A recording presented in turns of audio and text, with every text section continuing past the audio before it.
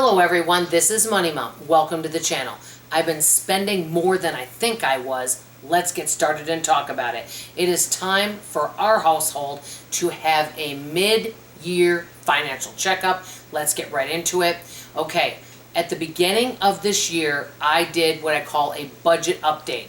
I cut out some services I wasn't using and I looked over our budget to see what we were spending in bills because we no longer have a mortgage, no car payment, no credit card debt, okay? So we don't have any kind of debt, which is a blessing, but we still have other bills. What am I spending on bills? Number one.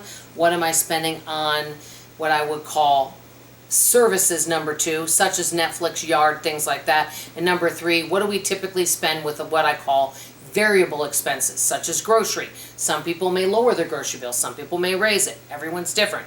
What are we spending? Well, I did that at the beginning of the year, but guess what? Things have gone up since the beginning of the year, and I haven't reallocated and looked at it. And you want to know why? And I think that other people may be in my boat.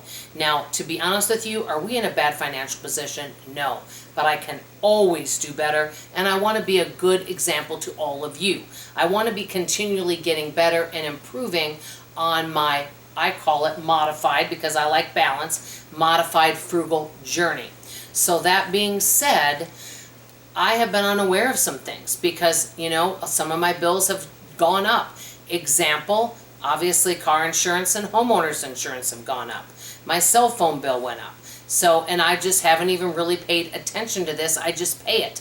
Because I do have the money to pay those things, I have not been looking and seeing, hey, am I happy with these services? What is our current budget?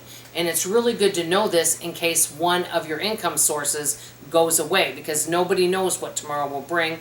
So it is good to be able to be aware of these things. That's why I think from now on in January, I'll be doing a budget. And then in July, I'll be looking at that budget to see if it is still serving me. So this is the reason why I think it's happening.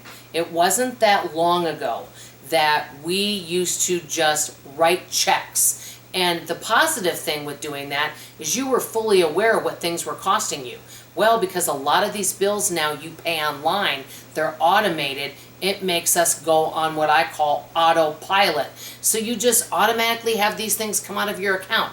I think they purposely want to do that so that you're not aware, because if you really were fully aware of what you were paying, and I know that we are if we take time to look, and you weren't just paying it where it wasn't automatically coming out of your account and you actually had to write a check for it, it may make you pause and say, am I happy with this service? Is this something that we really need?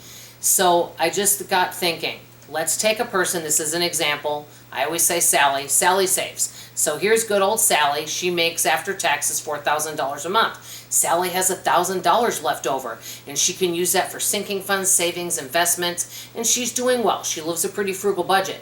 Sally's not aware that a lot of her things have gone up a little bit. I call it death by 1,000 cuts. So Sally used to have $1,000 left over. Maybe now she only has $700 left over.